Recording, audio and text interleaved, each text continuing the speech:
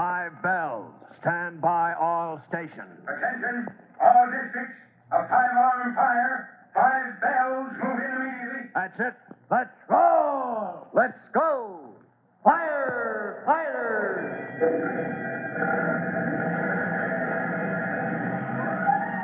Presenting Firefighters, the true-to-life story of our unsung heroes who stand ready to ride by day or night against our most murderous enemy, the demon of fire.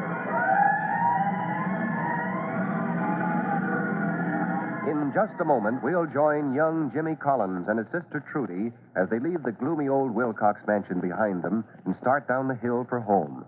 They wouldn't have gone there in the first place if Jimmy hadn't been anxious to get a donation for the antique sale the junior firefighters are putting on.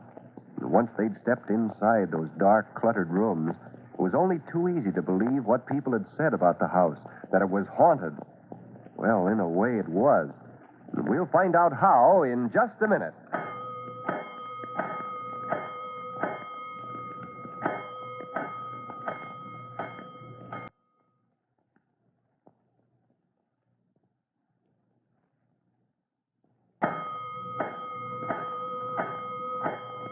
Let's go, firefighters.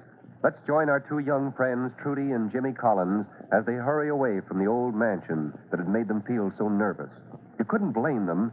It had been kind of scary when old Mrs. Wilcox called them up to the attic. But even if she was a bit peculiar, Mrs. Wilcox had proved willing to help the junior firefighters' antique sale, and Jimmy was sure the rare cup and saucer she'd given them, as well as the ancient snuff box, would bring in a lot of money. In fact, that's what he was thinking about when Trudy suddenly said, Jimmy, didn't you hear that? What did you say, Trudy? Oh, that scream from the haunted house. Oh, gosh, don't start that again, sis.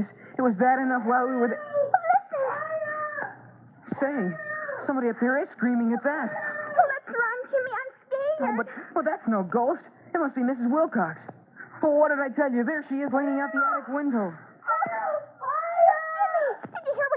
I didn't have to. Look, you can see the flames in back of her. Oh, dear. Surely Mrs. Wilcox is alone up there in that attic, and it's on fire. What can we do, Jimmy? What can we do?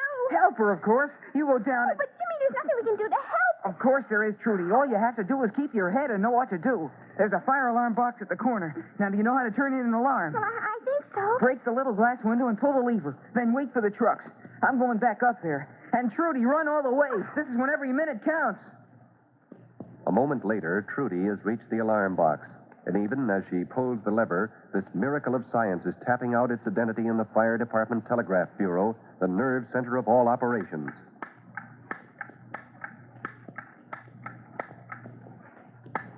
Chief Cody immediately stops talking to the dispatcher, for he knows a moment of quick and decisive action is ahead. The alarm signal is an old story with him, but almost automatically, his mind translates the message it is delivering. 7-3, box 73. Corner of Waycross and Burr. Frame houses, but not too many of them. Old mansion on the hill there. I expect engine company... Great blazing blisters. It could be the Wilcox mansion where Trudy and Jimmy went. Mrs. Collins would never forgive me. I'd better get out there and see that the dispatcher sends Tim's outfit as well. Seconds later, the alarm signal has been channeled to the proper stations, including the rescue company.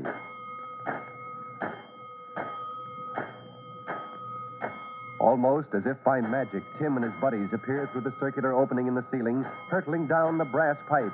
And almost as their feet strike the deep rubber pads on the floor, they're dashing to their positions on the truck. The driver is already there.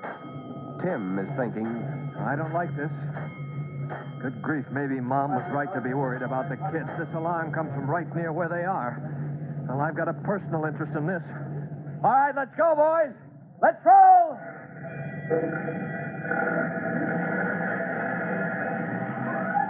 Meanwhile, Tim's younger brother Jimmy has raced up the stairs to the third-floor attic in the Wilcox mansion. It takes only a glance to see that the closet in which Mrs. Wilcox has stored all those queer, old-fashioned clothes is blazing dangerously. Oh, gosh. That's going to start spreading quick to the wall and then the ceiling. Are you all right, Mrs. Wilcox? Yes. Yes, help me move this trunk away. All right, you let me push. All my wonderful, priceless things stored up here. That's the trouble. There shouldn't be so much stuff piled up in here. Gosh, you can't move it now. It's too late. The house is going to burn down. I lose everything. Oh, maybe it won't if we keep our heads. We can't waste time moving any more things now. I don't suppose there's any water pipe up here to the attic. Oh, no, there's the next floor down in the bathroom. Well, that's no help right now. We better leave the water to the firemen. Firemen? They're coming? You called help? Sure, they'll be here before you know it. Now, you go Oh, downstairs. no. I'm going to stay right here. Everything that means anything in the world to me is right here in this room. But it's getting awful hot and smoky. I don't care. I won't budge an inch. Well, I can't make you, Mrs. Wilcox. But you will have to get out of the way so I can close that door. Close the door? We'd suffocate. Well, that's a chance firemen take. If you want to go... No. And don't you give me orders, young man. Look, there's a downdraft from that stairway going downstairs. It's pulling smoke and fumes and hot air this way. I can see that for myself. But it'll spread the fire downwards. And if you want to save your house, you'll get out of my way, Mrs. Wilcox. Well, if you really know what you're doing. I don't know everything, but gosh, I'm a junior firefighter, and you have to know some things to belong. Good heavens, what do you think you're doing now? I'm going to take this pole and break that skylight window. Now, you stand to one side like I'm doing. Oh! There. Instead of getting water or something and putting the fire out. You think we could bring up enough water to do any good? Oh, well, maybe not. But to smash that window, you must be out of your mind. Well, firemen don't bust things up for no reason, Mrs. Wilcox. Look at how the smoke and hot air is being pulled up through that broken window already. Why, I do believe it is. My brother Tim calls that ventilation. Instead of spreading all over the place, now the fire's being pulled up in just this one spot. But it's spreading up the walls or the eaves. Well, gee whiz, it's better to keep it up here on the roof than spreading all down through your house. Oh, if only those firemen would come, Jimmy. Oh, they are. You hear that? Boy, is that fast, huh, Mrs. Wilcox? Will they be in time? Well, it's just a matter of seconds now. They'll put it out just like that. Why, don't you worry. Everything's all right. Here, look out this attic window. See? There's the pumper. And that's the engine company. And there's the hook and ladder company now, just turning in. They've got to hurry and do something. Oh, my gosh, Mrs. Wilcox, they already have. They attached the hose to that hydrant at the foot of the hill. Didn't you see it unwinding off the truck as it drove in? Look, two men just went in the front door. Yeah, that's Chief Cody, and my brother Tim was with him. That old fire's as good as ours. But what are the others doing? Why don't they help them? They are. Didn't you see him get that ladder around the other side of the house? They'll reach the window, and any minute you'll see a fireman poke his head in, and he'll have a hose, and... Thank heaven, here they are. Oh, hiya, Tim. Hello there, Chief Cody. Might have known we'd find your kid brother in the middle of things, Tim. Yes, sir. You and the lady keep out of our way, Jimmy. How's it look, Chief Cody? That chemical extinguisher you've got to do the job, Tim. Let her go. Yes, sir. Hey, you, Al. Get off that ladder and climb in through the window. Oh, never mind the line for now. Get that axe out of your belt and get ready for work. Chemicals will take care of this, Chief. How about outside on the roof? It's a shingle roof. We'll give it a good wetting as soon as you cut down the flames. Yes, sir. Now get in there, Al. He's chopping through the roof. Make him stop. Now listen, ladies. As far as the eye can tell, your fire's as good as out. But it may have eaten its way in between. Fire's under control, Chief. Oh, good. Report to me downstairs when the men take over on the roof, Tim. Yes, sir. Mrs. Wilcox, you and Jimmy come with me. We'll find Trudy, and the four of us will have a little talk. A few minutes later, Tim Collins joins his young brother and sister in the cluttered living room of the old mansion. Chief Cody is scratching his head and looking very puzzled. Oh, look, Mrs. Wilcox, fires don't start all by themselves. At least, well, how about it, Tim? Any chance of spontaneous combustion up there? No possibility, Chief. No oily rags or anything like that up there. Well, if so, that's about all that's missing. That attic's a fire hazard, Mrs. Wilcox. That's what Jimmy told her, Chief Now, Cody. you keep out of this, young woman. No, Jimmy's too excited to think straight. You tell us what happened, Trudy. Now, Chief Cody, I've already told you what happened. I saw the children to the landing, and then I went back to the attic to sort a few things out. You say you'd left that lamp there by the closet? Yes, but not close enough to catch anything on fire. I'm very careful. But you must have done something careless. I repeat, sir, I did absolutely nothing. I hadn't been back in the attic 30 seconds. I wasn't anywhere near the closet.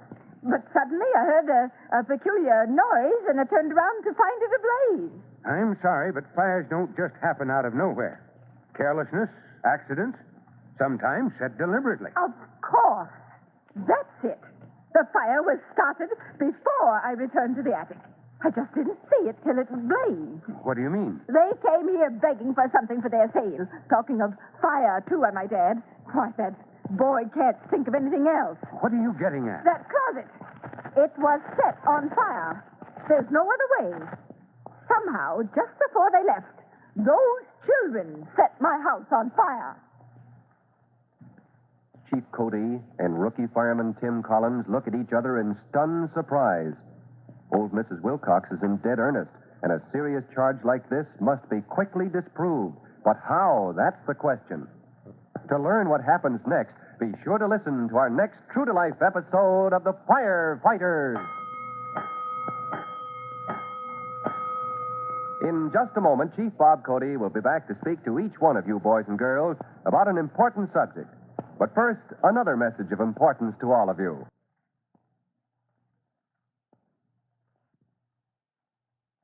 Now, Chief Bob Cody with the special notice for the Firefighters Brigade. Chief Cody. This is Chief Cody back again, boys and girls. You recall a short time ago when I mentioned the first place a fire inspector would go if he came to your house? That's right, the cellar. Well, the second place would be your attic. And see to it that inflammable liquids, turpentine, paints, things like that, are never stored in your attic. That's all for now. Until next time, this is Chief Cody saying, so long. Fire Chief Cody and the young rookie fireman Tim Collins will be back on this same station the next time you hear... That's it. Let's roll!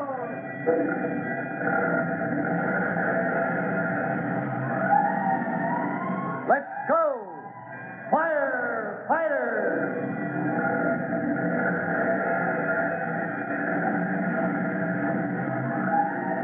Firefighters is a copyrighted feature of William F. Holland Productions.